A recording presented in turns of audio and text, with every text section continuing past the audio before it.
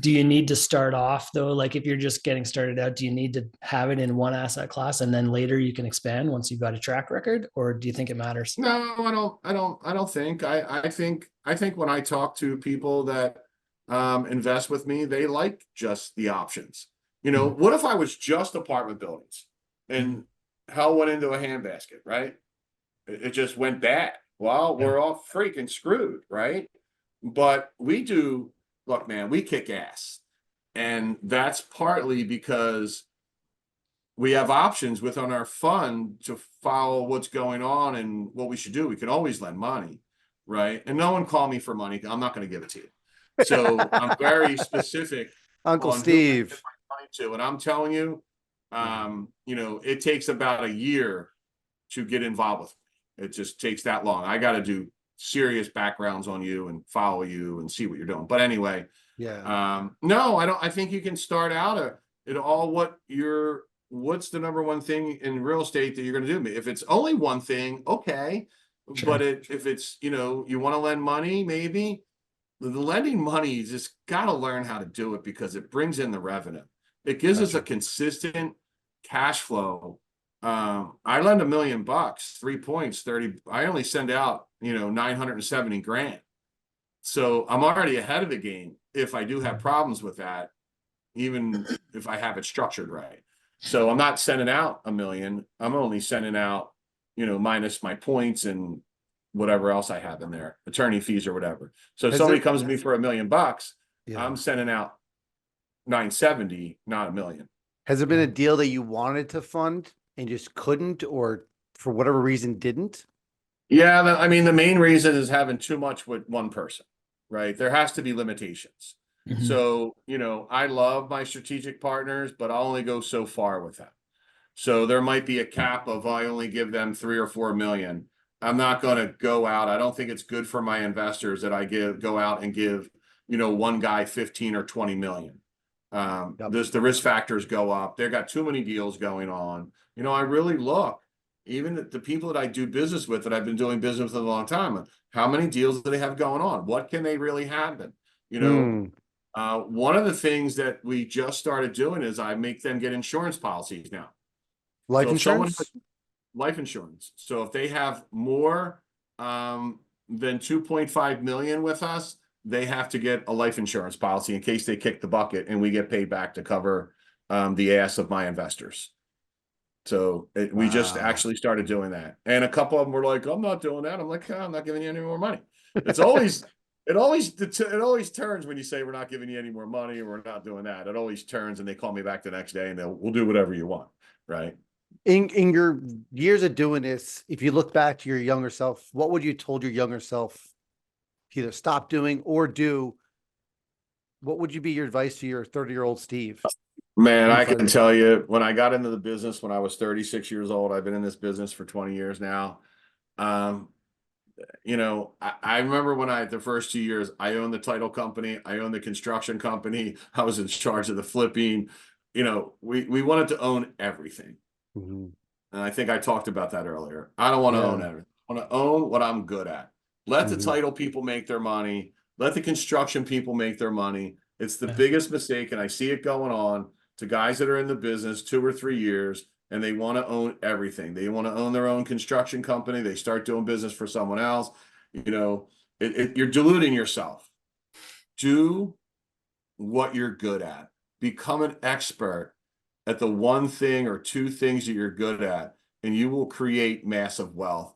And since I say massive wealth, what I did learn from when I got into the business, man, I wanted to make money and be wealthy, in my first 4 or 5 years. And I can tell you this, what you're building in your 30s and your 40s, the gold is in your 50s. I Mm. know there's some guys out there that have done really well. It's all perception of what's a lot of money, right? But I think what you're building in your 30s and 40s, it's the time for you to get your ass kicked, right? I got my butt kicked in my late 30s, 40s, and I'm telling you, it was painful. Mhm. Um, but it was weird when I got to like 50, all those mortgages being paid down, I was able to sell a couple properties and make some good money. I think a problem that I had is I wanted to hold everything. I think it's a good when, sales cures all wounds that you have, right?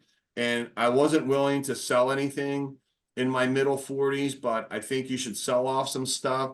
The guy that I do business with in Chicago, he goes, man, my money's really tight. How many properties do you have? 60. Sell 4. But Uncle Steve, the goal is when I'm 6, I'm like, sell 4, put $200,000 in your pocket. And guess what? You're not worrying about any money. You must have the cushions and the security blankets to succeed. And the foundation and the culture you create around you is everything. I have my 5 or 6 people, man. There's probably more like 10 that we are tight knit. We help each other. We help each other through the struggles. There's someone to talk to. It's just so important to, when you are struggling, tell 2 or 3 of your friends that are in the business. Let them give you ideas to get out of your struggles. I'm not ashamed to, when I was having problems year before, to go and talk to other people. And look, I've had very successful people come to me. And, what are you going to do? You got to turn this around. This is what you got to let go on. Properties, I'm getting all fired up here. Not letting a property go that sucks. Yeah. I had a property, a 23 unit in Philadelphia. Man, I could not make this thing work. I was losing money every month no, I'm Steve Lloyd. I am going to make this work. I am going to turn this around and I am going to make money.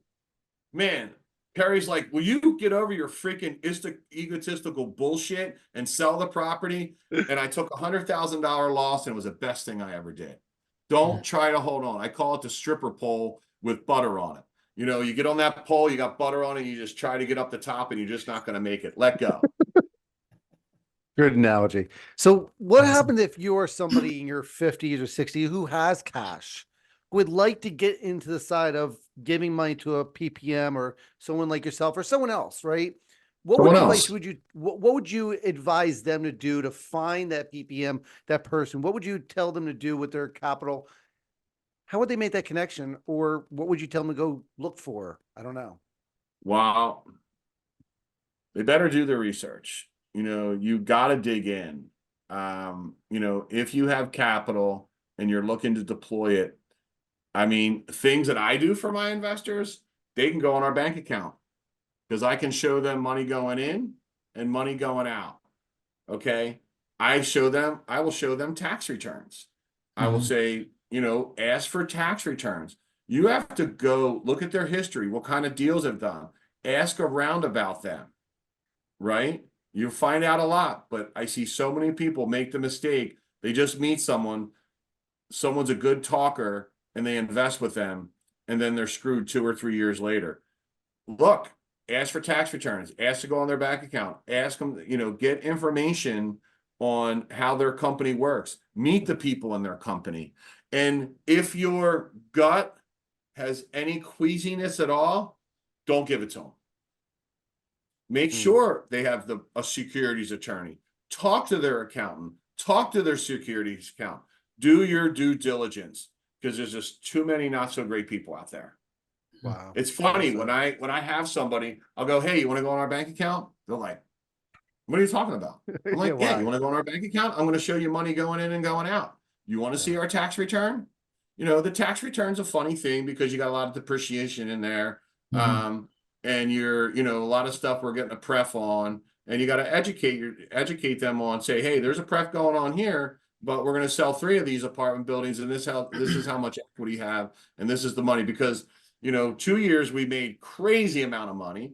Last year we still did well, but we didn't make the crazy money last year, right? This year we'll have a good year, but we didn't sell anything last year. So, and it's a good way to create that culture with your investor. Every year we have a holiday party. It's in November. We didn't have it last year. We had it the year before. I had 200 people there. This year we'll have our holiday party. Out of 12 years we've been in business, I think we've done 10 of them. We missed 2 years of COVID, I think. 9 or 10 we've had. But that's a great thing where all our investors get all to be in one room. It's like what Warren Buffett does at the annual meeting, right? And people go, I'm not having that meeting because I don't want all my investors, all my current investors to meet other people and find other things to invest in. Why not? I don't want one person to have all their money with me. I want to help them succeed about making a good return on their money over time with not just me or a couple other people that I might know. So when I bring those, it's creating a culture, and all the investors come in the one room and they can talk, and we have dinner. They can ask me questions. They can ask other investor questions, and maybe they'll find other places to invest in because nobody wants to have all their eggs in one basket. Wow. So it comes to that insecurity, fear thing. Don't help. Look, why am I successful? Why is Kerry successful? We help as many people as we possibly can. Read The Go-Giver. It's one of the first books Dave Van Horn gave me to get that philosophy, is help as many people as you possibly can. And I just think success follows you. So I'm 44. Nathan, you're 46? 46, be 47 this year. So we have a few years to the 50s hit. And I tell my children, and I tell a lot of kids who are younger than me, like, mess up in your teens and 20s and 30s. Like, just try things, play with things, get to the point where you figure out what you're good at, what you're not good at, and see what you learn. Because a lot of things we learn by doing and failing and succeeding. And I encourage them to try things and whatnot. And I agree. Well, if you don't think you're going to get your ass kicked, don't even get into the business, because you are getting your ass kicked. But I want you to think about this, guys. Yeah. How many years you been in the business? 13 for me, and Nathan's 15. been 15. Mm-hmm. Okay, we're going to go with 14. Okay. You've been in this, you're just getting started. 14 years. Think about this. So you're how old? You're 60. How old are you? 60, 50, 40, what? 44, 46. 44 years old. So you basically got in the business when you were 30. Yep. Now, how many years from 44 to 70 do you have to go? 26, 16, right? Yeah. Yep. You got so much time, and that's what I'm talking about. These 14 and 15 years, you've built up and learned how to create the success, and you have an amazing foundation to really just kick ass for the next 16, 17 years. 26 years, right? Yeah. You're absolutely right. I'm sorry, 20. I'm off. You're getting to my age. 26 more years. Yeah. That's amazing what you can do. And that's why I talk about just having a consistent return on your money over a long period of time. Yeah. Because if you got a couple $100,000 now, do the compound interest calculator out for 25 years. It's an insanity amount of money. Crazy amount of money. Yeah. Very cool. Very cool. Yeah. I'm really impressed, but man, you're someone I really respected over many, many years. If you look for Steve's information, it's in the chat. Please feel free to use the link. You'll get information. I can't promise he'll respond immediately. He has a lot going on. But guys, Steve's big thing is just do it. Just understand, get educated, learn, research, and do it, and ask questions. I mean, Dave, let me just interrupt for a second. Yes, go ahead. I can tell you this, just 2 minutes on this. If you've never experienced Tony Robbins, you should. I'm telling you, not going to say the guy changed my life, but the guy at it, going to his Date with Destiny and some of his other events, carries a platinum. When I tell you, it is taken Kerry from a really good investor to a whole nother level with Tony Robbins. Now, she's worked her way up. She did platinum last year. And I can tell you the education, Tony is not about rah-rah. This guy is amazing. Wow. Go to Date with Destiny. I took 10 people a year and a half ago. And I can tell you it took all of them to another level, because that's the belief system that you need, that you can accomplish whatever you want in your life. I highly recommend you get involved. It's well worth it. I think it's 10 grand to go to Date with Destiny. It's brutal, but it's worth it, man. Is that the one where you step on fire and all that stuff? No, that's the beginning one. This is, Date with Destiny's intense, man. It's gonna mess your mind up. You're gonna cry, you're gonna yell, you're gonna laugh, you're gonna meet amazing people there. Okay. But it will definitely, it's about failing and succeeding and having a vision. And every morning I wake up, it's 10 minutes of gratitude, because we all have it good. I don't care how good you're doing, you still have it better than somebody else. And then I do every single morning, I look out, where am I going to be in 5 years? Because now and the next 6 months to a year is already pretty much taken care of, right? Yep. But when you look out 5 years and really where you want to be, it's pretty amazing. You have to plan for 4 or 5 years out. And I Yeah. think if you plan for it and you look at it every month of your plan, it'll come a couple years earlier. So before Nathan gets to his last question, I wanted to just make sure that people, respect and understand where Steve's at. Steve, one of the things I appreciate, you're a very humble person. You definitely look like you're sitting in a weird kitchen. One of his prized possessions, I guess his lifelong dream, was to own a boat. And it's awesome to see. No, you're wrong. No. I know I am. Sarcastic, I never right? owned a boat. COVID, I had owned properties on Siesta Key, and I flew down here to check on them. I got here about 5 or 6 days before we went into lockdown, and I literally had a plane ticket to leave. We'll talk about fear, right? Yeah. Literally had a plane ticket to leave in 10 days. The 7th day we went into COVID lockdown. I knew one person in Sarasota, because I wasn't managing the properties. I was just taking them over in the ownership from 2 other people. Sure. And I go in lockdown. I stayed here for like 30 days, and I decided that I was never going to go home. I decided to make my life in Sarasota, and I didn't know anybody, right? I didn't even know Florida that well. And literally 6 months later, when the cases came down, I flew home, got at my house, gave it all to Goodwill, and drove back in my car and didn't bring anything else except what I could fit in my car. And I started a whole new life. And then 6 months later, I was looking for my dream house on the Intercoastal, and I was single at the time. And I didn't want to buy this big house and live in it. I was going to be like depressed. And I saw an ad for the Fort Lauderdale Boat Show. And I never owned a boat. I never owned a rowboat.